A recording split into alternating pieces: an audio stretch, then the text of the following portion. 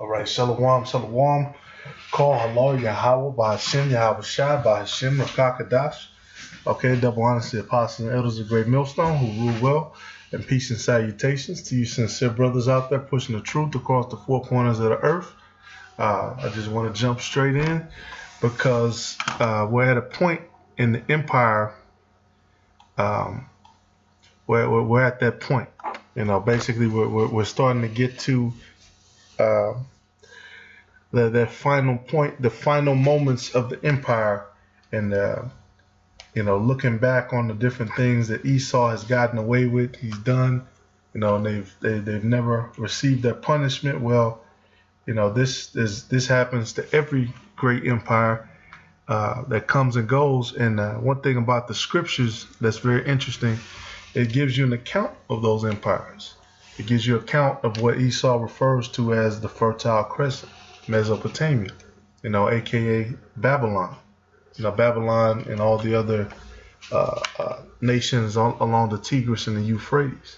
It gives us an account. So it's not like some obscure thing where we're off to the side somewhere and, you know, the rest of history is coursing, you know, as a river, you know, with some little stream somewhere and history's flowing somewhere else. No, you know, the Israelites, we've all, the sons of the Most High, I'll say it like that, from the beginning, we've always been there during that stream, during that course of history, with our same image, that with that dark skin, us and the other nations. But as we always say, it was not until Esau really got into rulership during Greece and during the Roman empires that they really started to, matter of fact, Salakia, it's not until the whole thing with the Renaissance, the rebirth of the Roman Empire, that they really started to cast down and destroy our images. And you know, ever since then, they've whitewashed a great deal of history. You know, even the Roman Empire, they'll tell you from the pictures you see, you know, you kind of pick up on it that there were no black people in Rome. When the whole reason that Rome did so well was because it took every empire in that area. Matter of fact, but Rome, Assyria, Babylon, Greece, they took over that Mediterranean Sea location, and then they got control of trade. Basically, it was a control of those trade routes. It was a control of those particular points of the earth that were more plentiful, you know, olives, wine, all of that good stuff. And that was the reason why Rome was so big. It was a stronghold right next to the Mediterranean Sea, so they controlled those ports of trade. And right across the sea is Africa. So you're telling me none of those millions, you know, possibly billions, I'm going to say millions of people ever crossed over? None of them never. You know, Rome was known to have gone to war with Carthage. So none of those people ever was taken prisoner, ever came over, ever did business. You know, it leaves a lot of questions, and Esau will never answer those questions. They'll never show you that. They'll never answer those questions. But like I said, this is all part of a greater scheme to try to take us out of history. When really we've been there from the beginning. Yeah, and it's called it's the Mediterranean Sea, middle of the earth, Meta-Terra, because this was considered the center of the earth, which it is right next to what? Israel. Boom. But I'm going to just jump into it. You know, the apostle brought this video out before talking about empires, talking about empires, and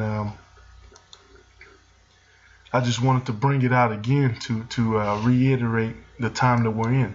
Cycle of empires.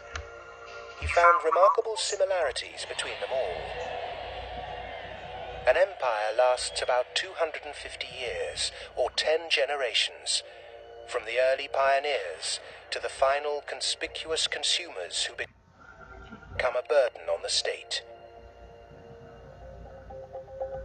6 ages defined the lifespan of an empire. The age of pioneers. Yep, the age of 6 ages defined the lifestyle of an empire. So Esau has even These Edomites, we always talk about it. When you dealt with Israel, you dealt with the priesthood, you dealt with kings, and you dealt with the houses of kings and captains of hosts and these different things. When you deal with Esau, you deal with, they're into that numerology stuff. They're into, people who try to do deep dives into why certain things are working and certain things are not working. You're seeing them on YouTube. The Vox style people who can come in and they can be consultants because they've worked in certain businesses and they worked in certain chains of government, certain chains of command, so they understand how things work, the practical details of how things work. And so you look at the practical details of how this empire has worked, and it follows these 6 steps, right? You have the pioneers, right? During that period, 1492, during that famous period where they persecuted the Israelites highly, came over to the island when they named Hispaniola, modern day Dominican Republic / Haiti, but they went to the Dominican Republic. Okay, we all know the story. Then the transatlantic slave trade kicked off. The Age of Conquest. The Age of Conquest. That's part of it too. If you pioneer somewhere, you got to be ready to conquest them. And just like the scriptures say, "Behold, I have created the smith." The thing that these Edomites are attributed to that allowed them to beat us is guns, is weapons. Well, in a sense, that is true. Guns did help them, but shit, in many cases, we took the guns and we could beat them. It's not the guns that help. It's not the guns. That's only a part of the problem. The way they defeated us was because the Lord allowed them to gain that wisdom and gain that knowledge. That's why the scriptures say what? How art thou fallen from heaven, O Lucifer, O light bearer? And it's talking about being fallen from rulership. These Edomites were given that rulership. That it was given to them. Everything has been given. Every people that have ruled over this earth, that have whined and complained, every one of these empires has had their chance. From Ishmael, Elam, Ammon, Moab. You had the age of the Mongols and the Huns and all of this shit and the different empires of Moab. You had the age of the samurai and the Tokugawa, shogunate with Ammon. Excuse me, I think I said Ammon before, but yeah, that's what Ammon and Moab. You had the Persians and the different empires of India, with Elam. Ishmael, you had the Ottoman Empire, you had the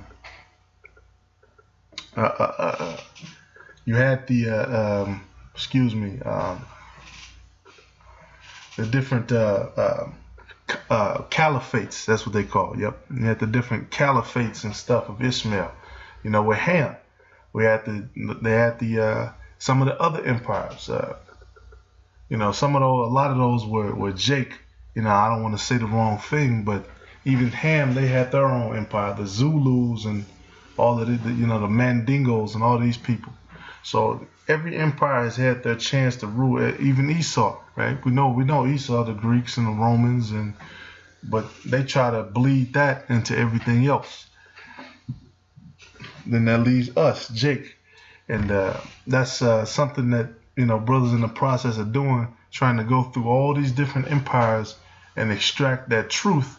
And we put prayers up that Yahweh Bashim Yahushua will give us the revelation, starting from the elders and apostles on down, on where Jake was through history, and then we could track ourselves, and because we know, our spirit, and we know the different things that we like to do.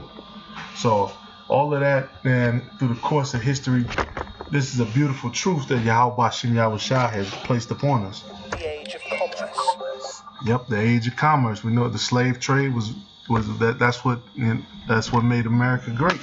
That's what got them to the top of the world. That's what got them that top platform, that age of commerce, where they had slaves creating everything.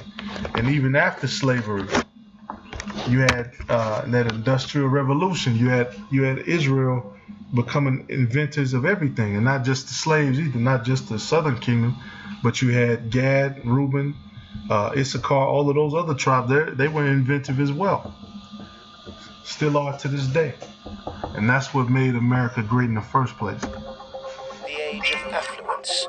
The age of affluence. Matter of fact, let me jump in and get the scriptures. This is Job 33:15.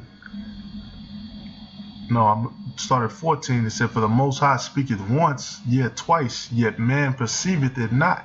In a dream and a vision of the night, when deep sleep falleth upon men, and slumberings upon the bed.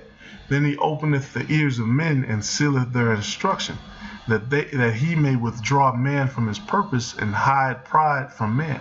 He keepeth back his soul from the pit, and his life from perishing by the sword. He is chastened also with pain upon his bed, and the multitude of his bones with strong pain."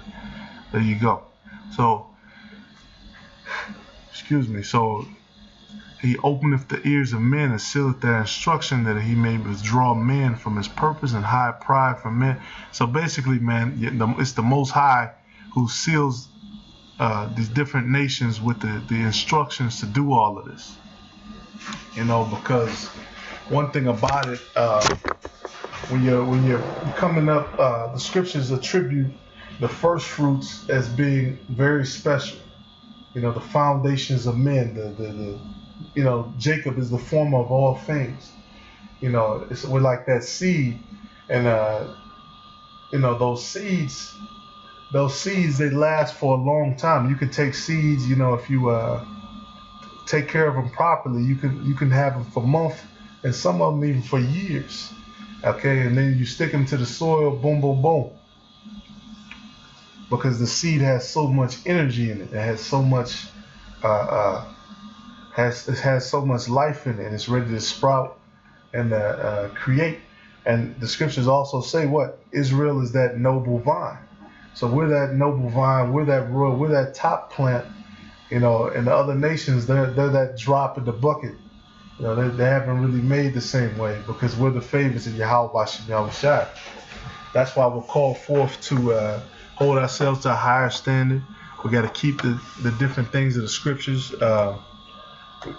gotta be on point, because when you're, I'm gonna be corny, but with great power comes great responsibility. And if you don't have great power, you don't have great responsibility. These other nations, they don't have great responsibility. That's why none of them ever spoke out against the treatment of us. That's why to this day, when something happens with somebody, with the police, or something happens with something of racism and injustice, one of the first, our people are always the first to try to jump up and to try to cape for them, even though we're in the position that we're in. And that's very interesting. But none of these other nations have ever caped for us. So, like I said, with great power comes great responsibility. Our people have that zeal. These other nations, they don't have that zeal. They're willing to play ball with Esau, despite all the evil and all the wickedness. They'll still play ball because there's money involved. But I'm gonna let this play. The age of intellect ending. The age of intellect. And this is that age. They got that atom, the model for that atom right there. Hey, the major age for intellect was when they started to come out with nuclear missiles. They started, during the period of the 60s. That's when a lot of stuff came about. They started to come with television. They could program the masses. They started to come with all this different technology, radio frequency technology, and cell phones, and all this stuff that has never been seen before. Esau has had his age. It's one thing you could say, man. The Most High is fair. Everybody gets their fair shake at rulership. With bread and circuses in the age of decadence. In the age of decadence, the bread and circuses. That's what we're in right now. The #1 report. You got Stephen A. Smith reporting on shit every 5 minutes. Shit that don't even fucking matter. On YouTube, it's always popping up in the stream. I'm like, damn, this dude don't have a life. This is his life. Talking shit and bringing those bread and circuses. And shit, if you watch one video, you start to get interested. You'll click on another video. But that's why I say you got to know what time that we're in. We're in that age of bread and circuses and decadence, and they got all this bullshit that you don't need. You can go to the store, you can spin up a check, you can go on the gram, you can floss, you can put the money phone up. This is that age, the bread and decadence, and that's what they did in Rome too. They brought those bread and the circuses out, but meanwhile the empire was in hell. Meanwhile you had other nations on the outside, Jake included, who wanted to bring down Esau. They wanted to bring down Rome. They wanted to destroy it. So, and that's what's going on around the world. Venezuela, they're kind of rioting down there right now. We're watching a coup in progress in real time because of the so much media is on it. So, these are all the ages. It don't get past this age. Notice with all of them. And one of the things of decadence, I think matter of fact, I'm gonna let it play. There are common features to every age of decadence. An undisciplined, overextended military. Yep. The conspicuous display of wealth. Oh yeah, check, and check.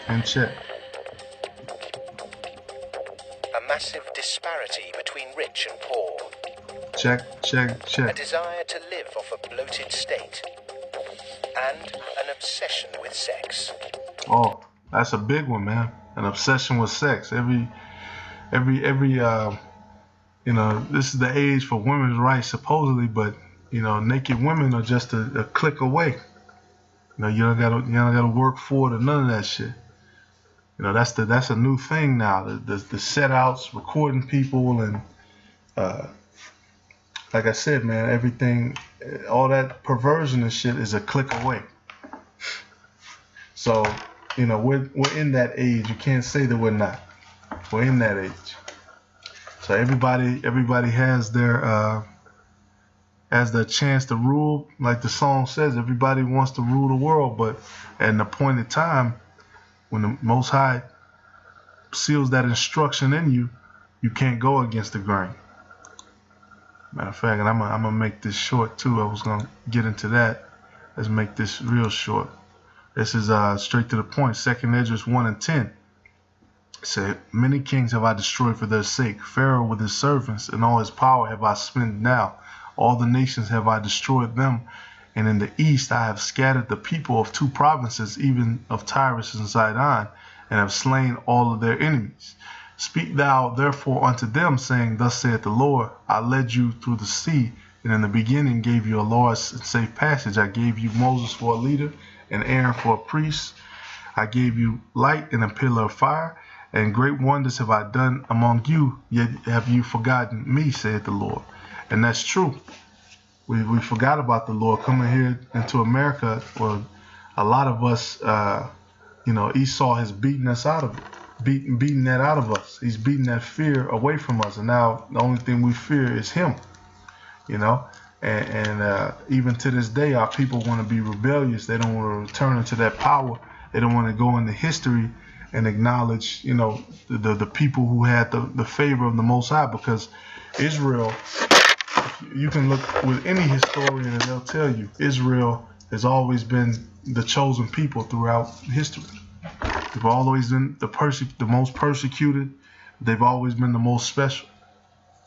That's why those Amalekites who are in Israel now, they can't go through history and show you, their inventions, different things. They've come up with some stuff, but it hasn't been consistent. It hasn't been like us. It hasn't been innovative like us until they got to America. Then they start to come with, all the technology that Yahweh Shem Yahushua gave them. And this whole chapter is good. I'm gonna just choose those 2 verses, and then I'm gonna jump to this 2nd Esdras 15 and 20, because this is after that time of that great tribulation. "Behold, saith the Most High, will call together all the kings of the earth to reverence me, which are from the rising of the sun, from the south and from the east, and Libanus, to turn themselves one against another, and repay the things that they have done to them." There you go. So he said, "I will call together all the kings of the earth to reverence me." But you got, you know, Esau has what? Nuclear technology, laser technology. They got all kind of shit. You know, they can see through, you know, your house and shit, thermal optics, all kind of crazy shit. So if the Lord is going to do that, that means he has to come with some real power, you know, and that's why this is called the end of days. He's about to end this, and the kingdom of heaven is next. And we want to be on the right side of that, man. We want to continue the faith. We want to maintain the faith. We want to keep praying and remaining spiritual, you know, despite all the bumps and the hurdles and the little shit. Hey, call Allah Yahweh Bashim Al Shah. Hopefully this is edifying for you, Shalom.